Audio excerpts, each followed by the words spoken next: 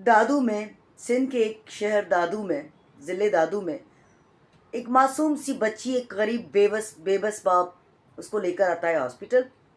वो समझता है हॉस्पिटल है तो ज़ाहिर है डॉक्टर होंगे ना। उसको क्या पता कि कंपाउंडर्स जो हैं या जो फार्मेसीज़ में बैठे हुए दवाएं बेचते हैं, उन्होंने भी अपनी अपनी क्लिनिक्स खोल दी हैं। तो उसको गलत ड्रिप लगती है और गलत इंजेक्शन लगता है और वो अपनी जान से हाथ धो बैठती है। जब डॉक्टर को बुलाया जाता है तो वो भाग जाता है, बाप चिल्लाता रहता है। तो कौन देता है ऐसे लोगों को ये अथॉरिटी कि आप जाएं और जाकर लोगों की ज़िंदगियां आप दांव पे लगा दें?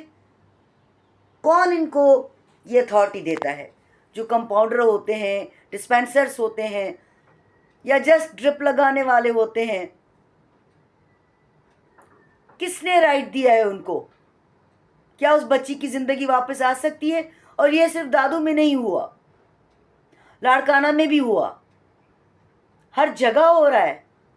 कोई पूछने वाला नहीं है, कोई एहतसाब नहीं है। आपने इन लोगों को छूट दी हुई है। 4 दिन किसी ने किसी सीनियर डॉक्टर के साथ बैठ के कुछ सीख लिया, अपनी क्लिनिक खोल दी, बड़ा नाम हो गया उसका। कुछ दवाओं के नाम उसको पता है, कुछ इंजेक्शन्स के नाम पता है, और उसको छूट है जाएं जाकर लोगों को ख़त्म करें।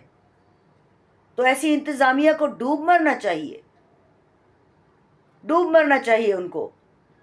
क्या बच्चे हमारे वापस आ सकते हैं? क्या वो लोग माँ वापस आ सकते हैं? नहीं।